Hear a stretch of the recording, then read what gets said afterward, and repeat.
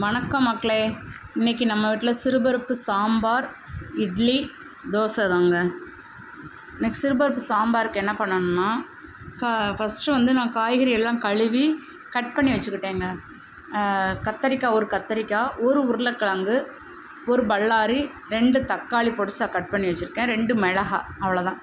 எல்லாம் கட் பண்ணி வச்சுட்டு ஃபஸ்ட்டு என்ன செஞ்சேன்னா, கொஞ்சோண்டு நல்லெண்ணெய் ஊற்றி கடுகு போட்டு இந்த கட் பண்ணி வச்சுருக்கேன் பார்த்தீங்களா, உருளைக்கிழங்கு, பல்லாரி, தக்காளி, முருங்கைக்காய் எல்லாம் போட்டு எல்லாம் வதக்க ஆரம்பிச்சிருவேன். கொஞ்சம் வதக்குனா வந்து சிறுபருப்பு சாம்பார் வந்து கொஞ்சம் மணமாக இருக்கும். அதுக்காக தான் வந்து மிளகாய் வந்து 2 தான் போட்டிருக்கேன். ஏன்னா சிறுபருப்பு சாம்பாருக்கு வந்து காரமாக இருந்தால் சாப்பிடாதுங்க, டேஸ்ட் இருக்காது, குழந்தைங்களும் நல்லா சாப்பிட மாட்டாங்க. சிறுபருப்பு சாம்பார் வந்து கம்மியாக தான் இருக்கணும் உரப்பு வந்து. அதனால தான் வந்து 2 மிளகாய் தான் போட்டிருக்கேங்க. போட்டு கொஞ்சோண்டு நல்லெண்ணெய் ஊற்றி கடுகு உளுந்தம் பருப்பு போட்டு காய்கறி கட் பண்ணி வச்சுருக்கேன் பார்த்தீங்களா, அந்த காய்கறியெல்லாம் நல்லா ஒன்று போல் நல்லா வதக்கணும். நல்லா வதங்கி அதை கொஞ்சம் அந்த காய்கறி கொஞ்சம் சுருங்கி வர்ற மாதிரி நல்லா வதங்க ஆரம்பிச்சிட்டோன்னா, அதுக்கப்புறம் என்ன செய்யணும்னா, ஒரு டம்ளரில் கொஞ்சோண்டு சிறுபருப்பு எடுத்து வச்சுருப்பேன். சிறுபருப்பையும் நல்லா வாஷ் பண்ணி அந்த சிறுபருப்பையும் நம்ம என்ன செய்யணும், அந்த பருப்போடு போட்டு 1 ஸ்பூன் வந்து மஞ்சப்பொடி போட்டுக்கணும். சாம்பார் பொடி வந்து 1/4 ஸ்பூன் தாங்க போடணும், பேருக்கு தான். ஏன்னா நம்ம 2 மிளகாய் போட்டிருக்கோம் பார்த்தீங்களா, அதனால வந்து நம்ம வந்து மிளகாய் போட்டிருக்கறதுனால காரம் இருக்கக்கூடாதுங்க. கொஞ்சோண்டு பேருக்கு சாம்பார் பொடி ஒரு 1/2 ஸ்பூன் இல்லைன்னா 1/4 ஸ்பூன் போட்டாலும் போதும். அந்த ஸ்பூன் போட்டு கல்லுப்பு கொஞ்சோண்டு எடுத்து போட்டுறோம். கல்லுப்பும் எடுத்து போட்டோம்னா, கல்லுப்பு போட்டதுக்கப்புறம் அது வந்து 2 டம்ளர் தண்ணி, 2 காய்கறி போட்டிருக்கோம், சிறுபருப்பு போட்டிருக்கிறதுனால நமக்கு வந்து தண்ணி குறைச்சி வச்சுருந்தா கட்டி ஆயிரும். அதனால் கூட 2 டம்ளர்லேயே தண்ணி ஊற்றிக்கலாம். தண்ணி ஊற்றி வச்சுட்டு அந்த குக்கரை மூடி வச்சிட வேண்டியதான். உப்பு போட்டு மூடி வச்சிட்டோம்னா அது நல்லா கூலாக வேகணும். அதனால் கொஞ்சம் சிம்லேயே வச்சா போதும். ஏன்னா நம்ம ஸ்பீடாக வச்சோம்னா காய்கறியெல்லாம் கட்டியாகி அடியில் பருப்பெல்லாம் பிடிச்சிரும். அதனால் ஓரளவு சிம்லேயே வச்சிட்டோம்னா மெதுவாக வந்து குக்கரில் விசில் வருங்க. அதுக்கப்புறம் என்ன செய்யணும், சாம்பார் வச்ச உடனே இந்த சைடில் சாம்பாருக்கு குக்கரில் மூடி வச்ச உடனே சரி அடுத்த அடுப்பில் நம்ம வந்து இட்லியை வேக வச்சிட்டோம்னு சொல்லிட்டு இட்லி கொப்பரை எடுத்துகிட்டு வந்து இட்லி துணி எடுத்துகிட்டு வந்து அந்த நல்லா இட்லி கொப்பரையில் தண்ணி ஊற்றி, தண்ணி வந்து கொஞ்சம் நல்லாவே ஊற்றிக்கணும். ஏன்னா இட்லி வந்து சட்டி வந்து பிடிச்சிடக்கூடாது. அதுக்காக 1 டம்ளர் தண்ணி ஊற்றி 1.5 டம்ளர் தண்ணி ஊற்றி அந்த இட்லி துணியை வந்து அந்த தண்ணி சூடாக இருக்கும்ல, அந்த சூடாக இருக்கும்போதே நம்ம அந்த தண்ணியில் வந்து நம்ம வாஷ் பண்ணிடுவோம்.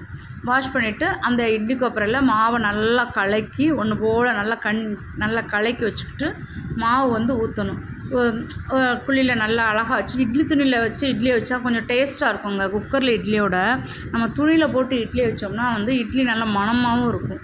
அதுக்கு தான் குக்கரை போட மாட்டேங்க, நான் இட்லி கொப்பரையில் வைப்பேன் இட்லி. சரியா, அந்த 5 இட்லியை வச்சுட்டு இந்த இட்லி கொப்பரையில் மூடி வச்சுருவேன். அப்புறம் வந்து இட்லி வெந்துருச்சுன்னு பார்க்கணும். நம்ம என்ன செய்யணும்னா, ஃபஸ்ட்டு ஒரு டம்ளரில் இட்லி வந்துச்சுன்னா திறந்து எடுத்து ஒரு கொப்பரையில் தண்ணி வச்சு ஒரு டம்ளரில் நல்லா தொளிச்சுக்கிட்டு கையை உள்ளே விட்டு பார்க்கணும். இந்த விரல் உள்ளே போய் நம்ம கையில் வந்து மாவு ஒட்டுச்சு அப்படின்னு சொன்னால் இட்லி வந்து வேகலைன்னு அர்த்தம். இப்படி இன்னொரு நல்லா தொட்டுட்டு இப்படி எடுத்துக்கணும், கையில் மொட்டவே இல்லை அப்படின்னு சொன்னால் இட்லி வெந்துருச்சுன்னு தாங்க அர்த்தம். அப்புறம் என்ன செய்யணும், இட்லி எடுத்து துணி கவுத்தி போட்டு அதில் அந்த துணிக்கு மேலே ஒரு லைட்டாக தண்ணி தெளிக்கணும். அப்போ தான் வந்து இட்லி வந்து துணியில் ஒட்டாது, பிச்சுக்கிட்டு வராது. அதனால் லைட்டாக தண்ணியை தொளித்து மெதுவாக அந்த இட்லியை எடுத்துட்டோம்னா அந்த 5 இட்லி அழகாக பந்து போல் இருக்குங்க. பிச்சு பூவாக இருக்கும் அந்த இட்லி, வந்து பார்க்கறதுக்கே வந்து அழகாக இருக்கும் அந்த இட்லி வந்தோடனே. மாவு நிறையா இருக்கிறதுனால குழந்தைங்களுக்கு மட்டும்தான் இட்லியை வச்சோம். அப்புறம் எங்களுக்கெல்லாம் தோசை சுடுவோன்னு சொல்லிட்டு 4 தோசையை சுடுவோன்னு சொல்லிட்டு இட்லிக்கு அப்புறம் இறக்கி வச்சுட்டு அடுத்து தோசையை சுட ஆரம்பிச்சாச்சுங்க. தோசை சுட்டு நம்ம வீட்டில் வந்து சிறுபருப்பு சாம்பார் இட்லினா பிள்ளைங்களுக்கு ரொம்ப பிடிக்கும். அதனால் டெய்லி தக்காளி சட்னி, கார சட்னி, மல்லி சட்னி வச்சு போர் அடிச்சிருச்சு. சரி இன்றைக்கி சாம்பார் வைப்போம் அப்படின்னு சொல்லிட்டு இன்றைக்கி சாம்பார் வைப்போம்னு சொல்லி சாம்பார் வச்சாச்சுங்க.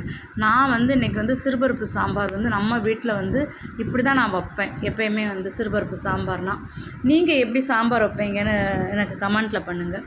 அடுத்து வந்து சாம்பார் வந்து நம்ம குக்கர் வெந்து முடித்த உடனே என்ன செய்யணும்னா, நம்ம வந்து குக்கரை இறக்கிட்டு அந்த குக்கரில் வந்து காயெல்லாம் நல்லா போட்டிருக்குமா, அதில் என்ன செய்யணும், மல்லி இலை, புதினா போடக்கூடாது, சாரி வாயில் வந்துருச்சு, மல்லி இலையை கட் பண்ணி வச்சுக்கிட்டு மல்லி இலையும் நம்ம போடணும். மல்லி இலையும் போட்டு நல்லா அந்த மல்லி இலை போட்டால் தான் சாம்பாரில் வந்து மணம் கொடுக்குங்க, டேஸ்ட்டாக இருக்கும் மணம். அதனால் மல்லி இலையை வந்து ஃபஸ்ட்டே நான் வந்து கட் பண்ணி வச்சுட்டேன். கட் பண்ணி வச்ச மல்லி இலையும் உருவி போட்டு அதை என்ன செய்யணும், குக்கரில் கொஞ்சம் நல்லா சூடு பண்ணணும். சூடு பண்ணி அதுவும் திறந்து அந்த எசன்ஸ் ஃபுல்லாக இறங்கணும் பார்த்தீங்களா, அதனால தான் அந்த மல்லி இலையும் போட்டு சாம்பார் வச்சு காலையில் எங்களுக்கு இன்றைக்கி காலை டிஃபன் இன்றைக்கி இது தாங்க. சாம்பார் இட்லி சாப்பிடுவாங்க. எப்படி இருக்குன்னு சொல்லி கமெண்ட்டில் சொல்லுங்கள். நீங்கள் எப்படி பண்ணுவீங்க சொல்லுங்கள், நாங்கள் தெரிஞ்சுக்கிடுதோம். நன்றி, வணக்கம். மற்றும் மத்தியான சமையலை உங்களோட சந்திக்கிறேன். வாழ்க வளமுடன். நன்றி.